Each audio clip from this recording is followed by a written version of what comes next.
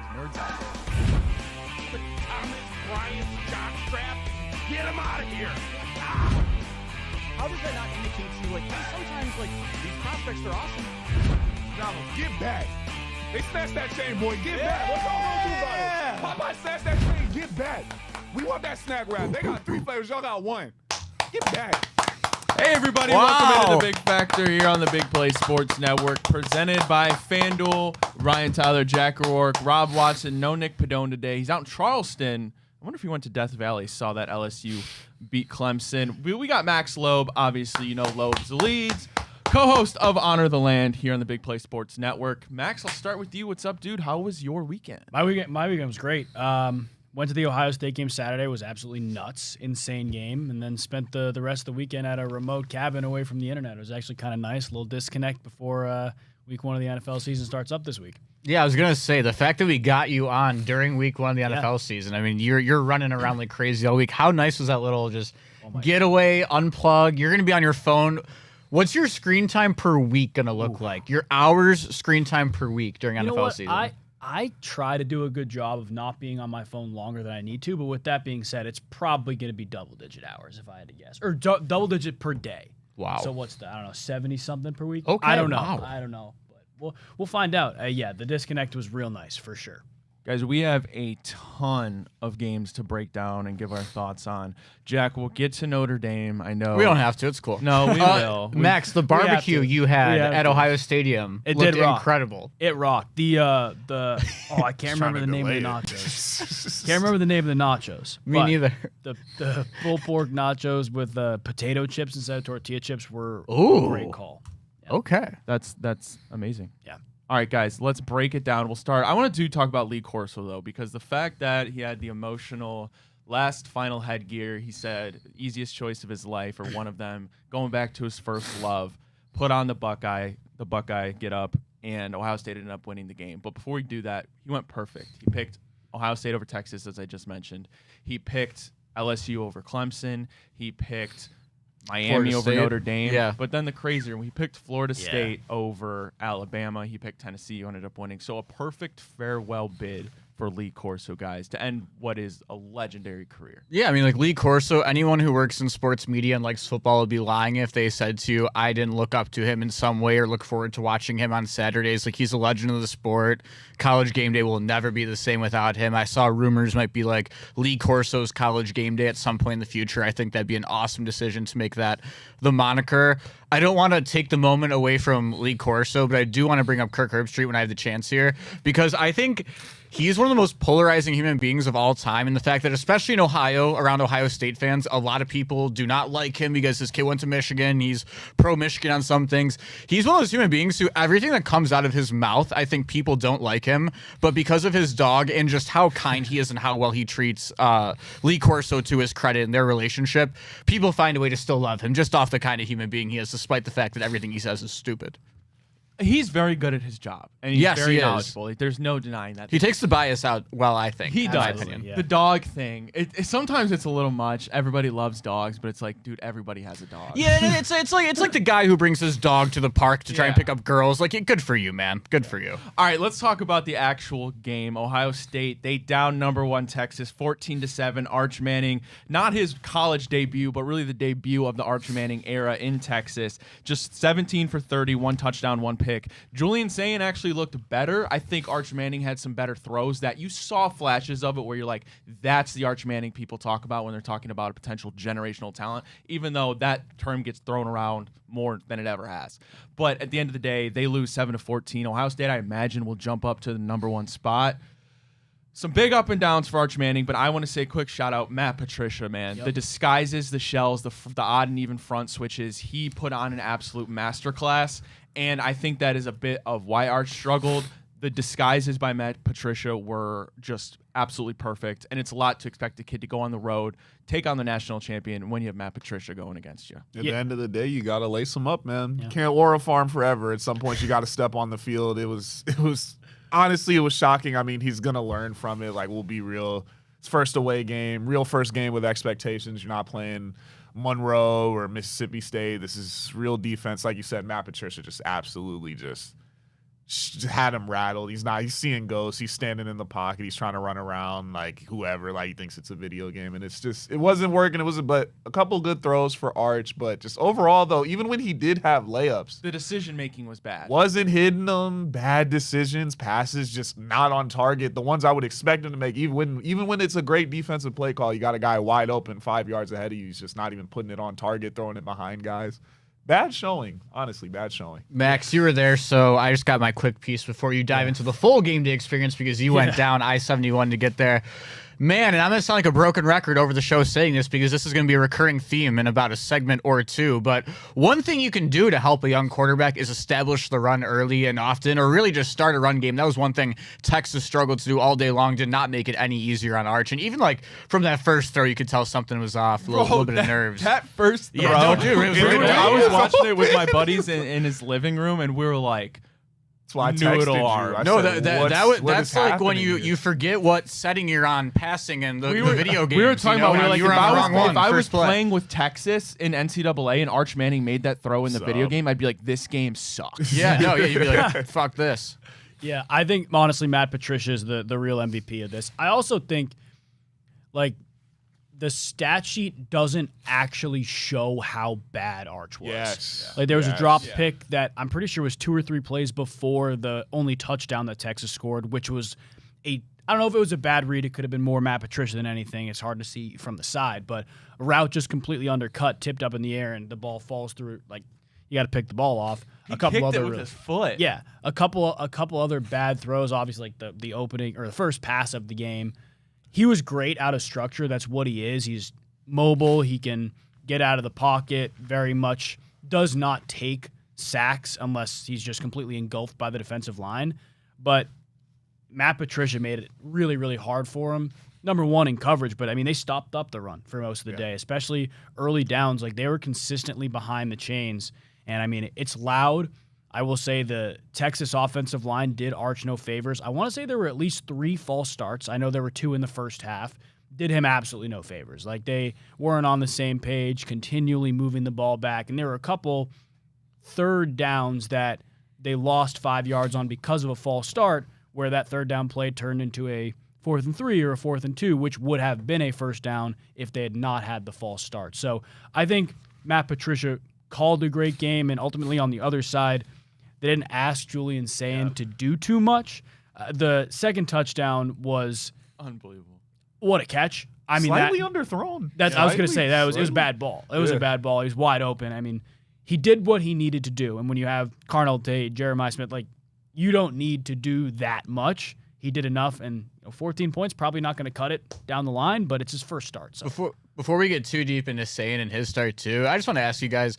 In recent memory, has there ever been a higher like expectation? And again, it's one game. Arch has maybe 2 full seasons of college football left here, right? But has there ever been like an expectations that high and the results just flatline that? Like that was like the most hyped to least results I've ever seen in anything. And maybe not, but then again, and it's so early in the season, like you saw the stat, and Julian Sayin, we'll get to him, but like to play against Matt Patricia, that Ohio State defense on the road, I mean, those linebackers I'm not sure that freaks, there's ever been a too. tougher situation. There hasn't, but there hasn't been higher expectations and ever either, maybe. I don't want to shoot him too much bail, though, because his stats could have looked way better if he would have just completed the easy passes. He did not play well. There were There's no some bones about really it. bad misses. Like he was holding them back to an extent on offense. Like but I think he Julian was making Quinn Ewers look good. On the other side, like with that offense, and that defense looks like it's going to be even better than last year's Ohio State defense somehow, even though they just sent 100 guys to the Reese NFL. is a monster. Yeah, it's ridiculous. Like, Julian Sayin might not need to do a whole ton more than he did on Saturday to win a national championship. I thought Julian Sayin, that was probably the best outcome you could have had for him. You knew the game plan going in was, we're not going to ask you to go win this game. We're going to ask you to go manage it, let your playmakers make plays. And you saw that with Carnell Tate, that touchdown we mentioned. 13 for 20, 1 touchdown. And honestly, kind of the opposite of Arch Manning. Julian Sayin's stat should have looked better. A couple drops. Max Clare on that third down. Jeremiah Smith with an uncharacteristic couple of drops. Julian Sayin, I thought, did everything well. The decision-making was there. He got the ball out quick. I thought for the first game for Julian Sayin for Ohio State went about as well as you could possibly have. Yeah, I also want to ask everybody a question. was Will Howard more than a good game manager last year? I don't think he was. No. Not Like- until the playoffs. Exactly. Like eventually you do have to rise to the occasion. And Julian Sand, who had never started a college game before, I don't know if he rose to the occasion, but he didn't do anything that bad to lose them the game. Yep. So if you expect improvement or at least increased comfort as time goes on, you're just following in the footsteps of what you did last year, and what you did last year was win a national championship. So on the offensive side of the ball, I don't think you need to ask much more of Julian Sand than what we saw. I do think he's got a high ceiling, though. I liked what I saw from him throwing the ball. Obviously, like Jeremiah looking a little iffy, but he was angry early. I think he got in his own head. Like the first drive, He didn't touch the ball. He's open, though, And he had but the on- Max on Clare the- drop, too, on Yeah. that. He was pissed. He's open, so he's heated. I think he got in his head a little bit. Something he wasn't used to, But last year, I think he had a couple drops early in the year, too. Probably excited, thinks he's got to do a lot. He's going to do plenty, but you don't have to get it all in one play all the time. So I'm sure they'll figure that out. But as the offense gets it together, like, I don't think the running backs are that good. Like, they're okay. Yeah. They're solid. Like, they're Ohio State players, but they're not going to carry you like a Travion and Quinshawn. So they're going to have to get the air raid going. But when you have Jeremiah Smith and Carnell Tate, I think we're going to see a lot of fireworks at some point down the year. All right, we could talk about Ohio State and Arch Manning forever, but we got a ton more games to do. Before we do that, I got to tell you about our friends at Fairway Ford. Fairway Ford is the biggest Ford truck dealership in the entire state of Ohio. They have the largest selection of Ford F-150s and Super Duty trucks, and they won't be beat on price by any other Ford dealer. Don't let that short drive to Canfield prevent you from saving thousands of dollars on your new dream vehicle. Fairway Ford, the largest inventory of new Ford trucks, the lowest pricing and same hometown level of service. Scan the QR code now or go give them a visit, fairwayfordohio.com. That's fairwayfordohio.com. All right, Jack, we're not going in chronological order of the games here, but this is kind of big for you as a no Notre Dame super fan. Yeah.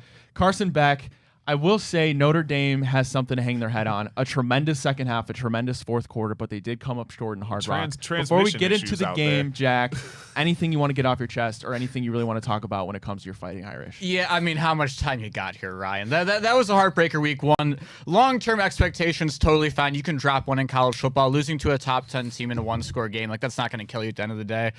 But yeah, Mike Denbrock, Notre Dame's offensive coordinator, formerly Jaden Daniels at LSU. I think Friday night he saw some Madden 21 highlights. He went on YouTube, and when they instituted the RPO into Madden, he was like, "Wow, the things you can do off a bubble screen." And you know what we did? Despite the fact that we had Jeremiah Love and Jadarian Price, who both went for 7 yards a carry last season. We ran a bubble screen probably 50 times. Like it was like Road to Glory when it's just broken and it gives you the same play over and over again. Right. I just don't get it. I mean, you lose in the national championship game, Rob, right? Right. Jeremiah Love, this kid who comes out, has 1,000 yards last year, 7 yards a carry. All-American He gets the guy. ball 4 times in that national title game. Best running back in the country. For 5 fucking months, and all you have to think about is how he gave Jeremiah Love the ball 4 times in the national title game. What do you come out and do? You give him the ball 8 times week 1 on the road with a first-time starting quarterback. Jadarian Price, your number 2 running back, also 6.5 yards per carry last year. Comes out, 6 rushes for 45 yards in the second quarter. Hey-o. Leads you all the way down the field for your first scoring drive. Yeah. Doesn't fucking touch the football again! Jack, What? they were trying to start the car. Is that like you need it? When it's cold out, you need to start the run game. That's like hitting the key. They didn't start the remote. run You guys game, though. just They kept kept on the turning the screen. key. Yeah, and you it can't wasn't just go turning in. over. Screens to You Jordan can't just go in Faison. for a road trip and start the car right Here's the away. thing, I can't even take the CJ Carr slander because he threw for more yards than Sane and Arch Manning combined did on Saturday. But at a certain Miami point, you got to defense. let the kid air it out a little bit. Like, the screens were miserable. We were bringing 4 all day long. Clearly, Max, I don't know if you saw, was not enough. Don't think they got a sack. No. Hey, bad. I just wanna They're s- 4-man rush. I want to say real quick, Jack. I'm also. Oh, yeah, I mean, hey, not going to call it the names of college athletes. Is it Ruben Notre Dame Dame's Jr.? right guard. Cleveland All Brown. day. He's insane. The edge rusher is different at Miami. It was Jack, I want to bro. say real quick. I'm also a big fan of Jeremiah Love. Somebody's got to tell him it's not a video game. Stop hitting triangle and trying to. Oh, hurt him. I know, right? He's gonna get hurt. Yeah. That's a. I mean, it was It's this thing not last a year. It works a video lot, but you gotta. You got to chill with the hurdle. Yeah, bro. you gotta They be read the careful. scout You gotta be report, careful. bro. I don't know. I'm not gonna get too upset because it's only week 1. You got A&M. Don't fuck you. The season is gonna. The season will be fine. That was their hardest game, so you're I good to was go gonna from say, here. if That's you're the no- hardest game on the Yeah. schedule. If you're Notre- bro, put them in a conference. If you're bro. Notre Dame, you have a new quarterback in CJ Carr to open up the season. You don't really know what your team's going to look like. You go on the road to play. Say what you will about Carson Beck, and I've definitely said a lot about Carson Beck, especially Mario Cristobal. It's a tough atmosphere. Yeah. But they played well in the second half. In the fourth quarter, they were pretty dominant for the most part. Miami just escaped by a field goal. No, I feel Northern good. I mean, Illinois you can. rematch, The regular season doesn't matter. Is Carson if we Beck learned, back after dumping a Cavender or getting dumped by a Cavender? They're in his DMs right now. I mean, did heard. you see his story repost after the game? No. He just threw up like disrespect is my biggest motivator. Fuck you, Carson. Are there any MAC You're still teams gonna go on 10 the and 2 in schedule? the ACC. I need to know. Any MAC teams? No, on we're the gonna schedule? survive this year. No Okay, MAC teams. Okay. Jack, But yeah, yeah, so it's- bye week and then A&M at home week 3, which is the loss. second biggest Okay, game of the year. 0-2, So chalk. Oh, they have a chalk. bye week, then A&M. bye week, then A&M. But after that's A&M, 0-2. it's a Are they at cakewalk. least home against A&M? Yes, they are. Okay, that's I'm still good. going 0-2. That's good. All right, guys, what do you say we go to this game? By far the most shocking result of college football week 1. Kalen DeBoer, I don't want to say he's on the hot seat. But Oh, he's on the hot he's seat. probably damn well on the hot seat. That was an absolute butt whooping. I got something to say. I'm about trying to this find one. what was the final score here? 31 to Yeah, 17. Yeah. I don't know what Alabama's game plan Let's was going talk into about that. it. The lack of effort was quite That's where I was surprising. going. From Nick Saban to just this, whatever that was. Rob, your Heisman candidate. Florida's defensive line was amazing. Florida won. You forgot about that. Florida's offensive line was much better. Tommy Castellanos, He's wow. the truth. He's the Pair truth. him with Gus Malzahn. You have Dude, something he there. talked a lot in the He offseason, looked too. He was tremendous. talking loud. He said, "You don't got Saban anymore. They can't stop me." He comes from, I believe, it was Boston College. BC. He Yeah. was one of the best performers in week Well, that 1 was of a weird college ending football, I there, thought. too. Yeah. Florida State, unranked going into this game, They you should better be. believe they're going to be ranked. Can- And I would argue they should be ranked in the top 15 after that. Can we just talk about so Kalen DeBoer he's obviously like the substitute teacher because I used to see players on the Alabama sidelines at each other's throats if they gave up a touchdown in the fourth quarter up 70 points to South Alabama. I was watching people jog after the ball in the first quarter just because the play went away from them. It was honestly, it was so sad. Ryan Williams, the hype is cooked. You didn't even get hit in the head. He's faking injuries after every drop. So real quick, Rob, the only thing that I retract about that, and I had no idea watching the game, but I listened to Joel Klatt talk on his podcast today. They had him in the slot 90% of snaps that game, and he only played, I think, 20% of snaps in the slot last year, a guy that can beat pretty much anybody on the outside. I don't know what the game plan was for Alabama. If you're that guy, you'll beat him in the slot too. I don't want to hear it. Jamar Chase is great on the outside. He's great in the slot too. Figure it out. And I think the college football cover curse may be a thing. I don't know. We'll have to see on Jeremiah Smith because that didn't look Donovan good this Edwards weekend agrees. either. But I mean, all those drops, like the hype, it was honestly despicable. Like we're losing more recipes of things we live. We lose Corso. Alabama's playing like this. They have no heart anymore. I don't know what I'm watching on Saturdays. Well, Notre Dame's back to losing prime time, so some things are okay. Some things never But change. let me give some credit to Mike Norville though, because you're in a position where you go go totally in the portal last year. Just go straight through free agency. You have top 10 hype. You come out and win 2 games with DJU. You do the exact same damn thing this offseason. You say, no, we're sticking to the formula. They go back out in the portal again. Works out. Yeah. Maybe DJU is just absolute. I mean, not maybe. Well, that's he an is, but- NFL quarterback, sir. Max, your thoughts on Bama, man? No, honestly, I have less thoughts on them than I do Thomas Castellanos in Florida State. Like you talked about the whole like Saban's not here to save you thing. Like that's a crazy thing to say. Number one, it's even crazier to go out and back it up like you did. Like I was really impressed, and I think you could see the raw ability at Boston College, but there's one thing in having raw ability, and there's another thing in going up against a top 10 opponent and just stomping them out. Like it was unbelievable. I number one, definitely did not expect it. But number two, if there was any world that Florida State was going to win that game, it was not by 2 touchdowns. Like I could not believe they won that game by 2 possessions. It's insane. I can't believe it.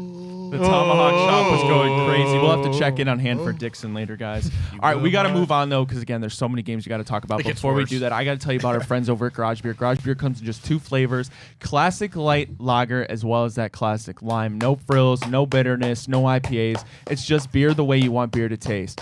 Scan that QR code now or go give their website a visit, drinkgaragebeer.com, again, to find local retailers that sell garage beer near you. That's drinkgaragebeer.com. All right, guys, we flip over to Death Valley where LSU comes out victorious 17-10. I don't know if this game says more about LSU or Clemson. I think it says more about LSU. Clemson, one of the highest retention rates in terms of players coming back to play for their program. We know Dabo isn't a very portal-savvy guy. Cade Klubnik couldn't get anything going.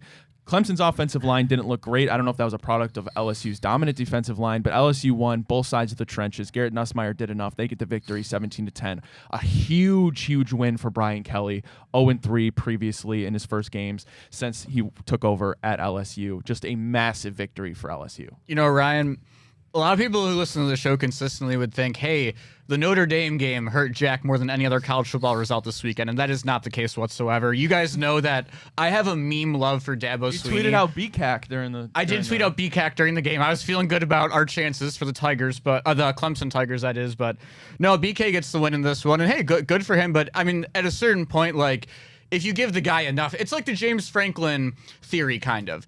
How much talent can you give this guy before he eventually just doesn't fuck it up? You know, like you gave him Jaden Daniels, gave him an awesome offense, but those LSU teams had a dog shit defense. So no, you go 9-3, 8-4, whatever. You're at a point now where it seems like the defense is loaded through the portal. Nussmeier's back in his 9th year of college football, right? His 2nd year as a starter. At a certain point, when are they going to go out and do it? Because if Brian Kelly doesn't get it done this year, or doesn't make the playoffs, or doesn't win a game or two in the playoffs, you might start be talking about a Les Miles type of exit down in Lafayette or they may get Baton to the Rouge. playoffs. I'm still not buying it though. The Clemson Tigers is all I learned about on Saturday night. Garrett Riley, yes, I was so mad I had to look up the OC's name. You might be worse than Mike Danbrock. Is that guy's name? Whoever. No, he is not. Take it back right now. Jeremiah Love and Jadarian Price got 16 combined carries. Listen, they had Cade Klubnik looking like DJ Ugalagale, or how like it was absolutely insane. The call at the end of the game, don't even know what you guys were going for. Life on the line. I saw people just running streaks versus man-to-man as they sent the house. They're in 4 verts. Like I'm seeing absolutely nothing. It was pitiful to watch. Like, again, a team gets momentum early, you get the fumble, you're up, you're doing what you got to do, but you can't move the ball to save your life. LSU, sure, the defense looked good. I'm still not ready to buy it. I think still massively overrated. And honestly, I didn't think Garrett Nussmeier looked that good either. I didn't think the offense was so overwhelming. I didn't love it either, but really, I just think, it proved me again that Dabo, from the Deshaun Watson, Trevor Lawrence days, he hasn't been the same guy.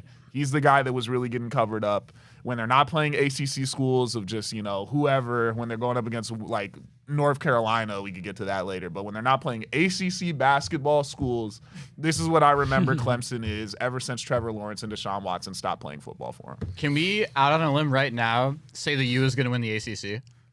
Is anyone going to fight me on that? I'm not buying Carson Beck either because he's just getting bailed out by catch of the years. If you guys had any brain, you would have won the game by 2 scores. I'm with you, Jack. I don't think there's a better team in the ACC. I'm with you. All right, fair enough. All right, Jack. It ain't UNC. Man, give me Florida State. This game is what, Jack, you love to describe as a good skull fuck. That was a skull fuck, yes. 48-14, Bill Belichick in his college debut. The Tar Heels go down at home 48-14, as I mentioned. North Carolina, good start to the game, but that was the only good thing about that game for them. It was all TCU from that point. You had a couple defensive touchdowns, I believe, at least one of them. This was all TCU, guys, excuse me. TCU, interesting, a down year last year before that. Remember the days of Max Duggan when they got blown out in the national championship? Then you lose to Coach Prime in his debut. Could they be back? I don't know if this says more about TCU than it does North Carolina. Hoover is actually a good quarterback. He was lighting it up a little bit last year. Big win for the Big 12. This reminds me a lot, actually, of Freddie Kitchens, North Carolina offensive coordinator's Cleveland Browns, going into Foxborough to play Bill Belichick, North Carolina head coach's New England Patriots at the time. 7-7 early on against Mac Jones. We ended up losing that game by like 50, and that's a lot how this game felt. That's what happens when you plan from June until September 1st on your first drive of the season on offense. You get that all squared away, Johnson ready to go, and then you didn't hear a whole lot else from that offense the rest of the day. But who were their running backs? Hood and who was the other kid? It started with an H also. I actually thought the North Carolina's running backs were okay. So quick. I really thought it was good, and then they cut to Freddie on the sideline, and me and my dad were like, "Oh, this isn't good."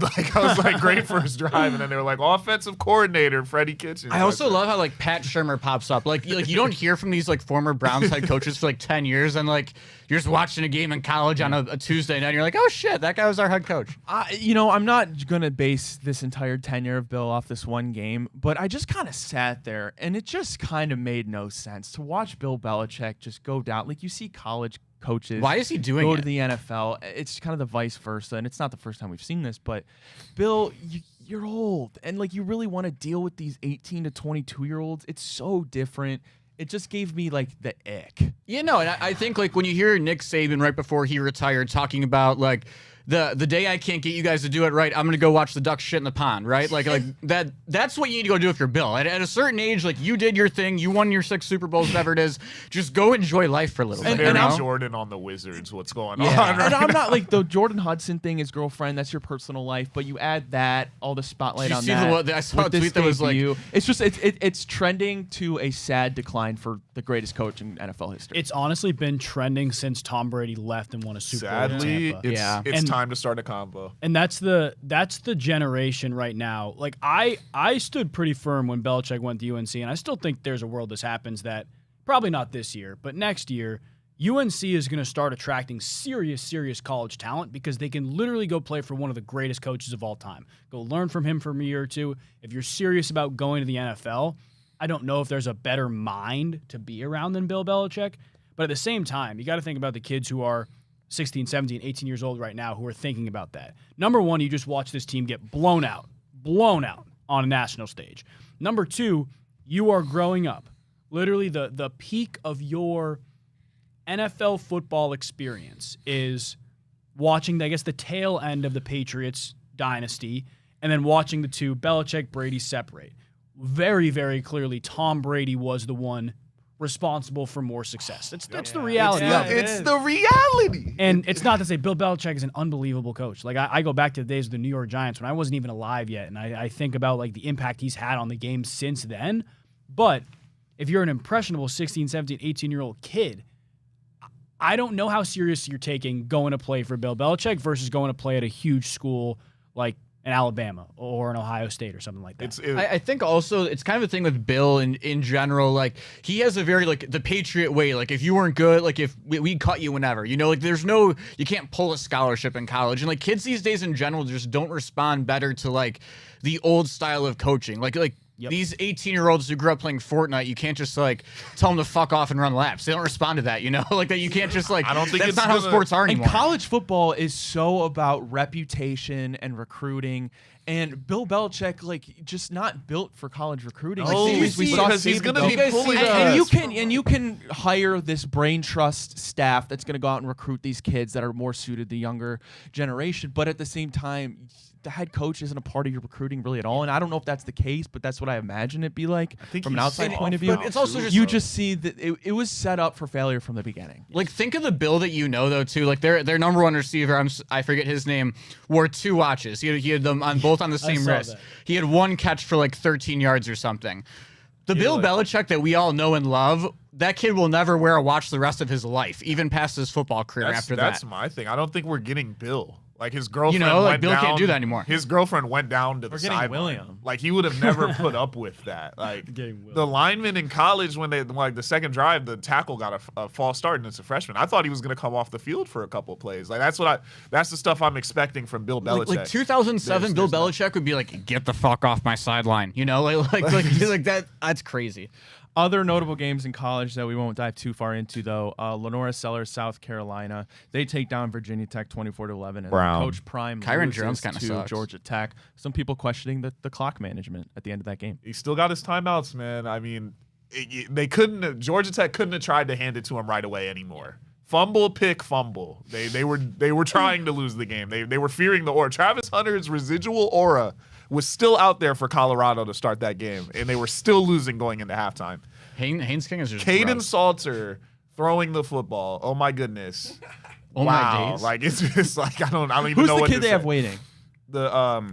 The Julian Lewis? I think Yes, it's yes. Julian Lewis. Good pull. Put him in the game. Put him in the game. It's that simple. Put him in. I don't want to see it anymore. Caden Salter. And that, Just pack it up, bro. 5th year, Liberty. We're not in the Conference USA anymore. That's It's the reality. over, bro. It's over. of college football these days too. Like if you have a kid like Julian Lewis, right? If he sits behind Salter and they go like 4-8, he's not just gonna sit there and stay because he's gonna start the leave. next year. He's gonna say fuck this and go somewhere better. Like you have to play Because these he kids. had now. offers from everywhere. Yeah. And he chose to go there. Put him in the game. Get coach and then call your timeouts. That's all I want to see. That's it. All right, guys, we'd be remiss if we didn't talk at least a little bit Browns NFL today. I can't believe it's back. College football week 1 was an absolute treat for those who like the NFL more like me, but I am getting really into college. This was like a perfect appetizer. Thursday, we have Eagles and Cowboys. But then we're here to talk about Sunday. Browns, Bengals game week is here. Cincinnati coming into Cleveland, I believe. I'll have to look. But when we talked about it, FanDuel, I believe it was a 6.5 point favorite or something along those lines. I can do a quick little, but how are we feeling? Just the fact that NFL's back. Max, I'll start with you. I can't even tell you how excited I am. I'm ready for it to start. I think the Browns-Bengals game, just in general, is obviously it's going to be a lot of fun. I think there's an expectation among a lot of Browns fans that they could keep this game close and win it, which I think is a reality for sure. How it happens, though, I'm really fascinated to see. Like, I don't want to say it's the battle of mid, but it's a Browns offense that has a lot of question marks, and then a Bengals defense that has a lot of question marks. And that's where the game, I think, is going to be won holistically. I think the Browns defensive line can have the biggest impact on the game. But, I mean, Flacco against this Bengals defense that was brutal last year. David Njoku has a great matchup against the back seven, too. I love the Browns' chances just to win this game. Well, we talked about it, Max, and for the people that want to bet the Browns over at 5.5 wins, this seems like a must-win because the wins are, of course, going to come far and few in between. This is an opportunity where all the things you said, the history of you beating Cincinnati, the fact that Flacco's back, if you're betting that over, then you're watching this game as a must-win. Yes, absolutely, absolutely. Jack, what are you excited for? I have a bone to pick with the Browns, believe it or not. It's not really game related, so I apologize. We can get back into the game here in a second. But I called out last week on the show that if Dustin Hopkins gets cut, which he did end up getting cut, Isaiah Bond has to wear number 7. And Isaiah Bond is wearing number 16, and I'm so fucking upset about that. Like, he wore 7 his college career. Your last name is Bond. 006. It's the coolest thing ever. Like, how do you not do it? The rookies earn it because 2 is now open, I think, and Shador didn't change his number either. I don't believe. I think he's still rocking. Don't they have the rule though about rookies not wearing single? Well, no, because Dylan Gabriel's wearing 8. But I think that was necessity. I think DeAndre Carter still has 2. Let me look. Did they get it? If he is back, he has 2. Did they bring him back? Rob, I like the thought of having to earn. Make him earn it number. though. If that is the case, like, wear a regular number until you actually start making plays. Fair. Especially if you're not a first round guy. I will say the Athletics final power rankings for the preseason. Now that we're all set and good, kid and caboodle to go for week 1, number 32 in the NFL. Don't love that. The Browns? Yeah. Below the Saints. We were dead last, number 32. I don't buy that. Yeah, I don't buy it. Don't buy it. Don't even buy us below like the Jets. I think we're better than some I said I teams. think the So Jets are we drinking will be the worst Kool-Aid? team. I think the Jets will be the worst I'm not team. drinking Kool-Aid, Just but to be the 30th best team. we're going to be better than the worst team. Yeah. I would say. I think Jets will agree. be a bottom 3 team in the AFC. And now the Browns could obviously be a bottom 3 team in the AFC as well, but point will take it. By the way, the spread's 5.5, not 6.5. I like us to courtesy win. of FanDuel. All right, Yeah. Jack, what do you say we try to make some money? But before we do that, I got to tell you guys all about FanDuel. FanDuel is getting you ready for the NFL season with an offer that you don't want to miss. New customers can bet just $5 and you get $300 in bonus bets if you win. That's right. Pick a bet $5. If you win it, you'll unlock $300 in bonus bets to use all across the app. You can build parlays, bet player props, ride the live lines, whatever your style, FanDuel has you covered. The NFL season is almost here. The only question is, are you ready to play? Visit FanDuel.com/bigplay to download the FanDuel app today and get started. 21 and present in Ohio. First online real money wager only. $5 first deposit required. Bonus issued as non-withdrawable, bonus bet, which expires 7 days after receipt. Restrictions apply. See terms at sportsbook.fanduel.com. Gambling problem, call 1-800-GAMBLER. Jack, what do you say we start this week on a good note? And let's try to win some money. Let's make some money, guys. This is a critical parlay entering NFL game week, and we're starting it out. Actually, not even starting out. We're just staying in the W all day long. 4-leg parlay plus 906 with a 25% profit boost, courtesy of our friends over at the FanDuel Sportsbook. We're starting out with New York Liberty money line, and folks, if the Liberty are going to win, what's going to have to happen? Sabrina Ionescu is going to have 15.5 points. We all know that. She's going over 50.5. Then the other game in the W tonight, the Fever heading into Phoenix to take on the Mercury. Max Loeb, noted Fever fan, telling us, hey, we're going +6 to Fever, are going to stay in this game tonight. Good teams win, great teams cover, and with Caitlin Clark out, we just got to be a great team tonight, folks. And then Rob going with the sharpest leg of the night. On the other side of the ball, Mercury side of the court, Kalia Copper over 15.5 points. We got 2 money lines, 2 over 15.5 points. Nothing too crazy, but hey, guys, 4 legs added up together. That's plus 906 on the FanDuel Sportsbook app. Let's go to the W and make some money. for NFL Thursday. Look at us expanding our horizons. Shout out to WNBA, man. Appreciate everybody tuning into the Big Sabrina, Factor here on the Big Play 4-3. Sports Network, presented by FanDuel. Shout out Fairway Ford. Shout out Garage Beer. I'm Ryan Tyler. He's Jack Rourke. He's Rob Watson. He's Max Loeb.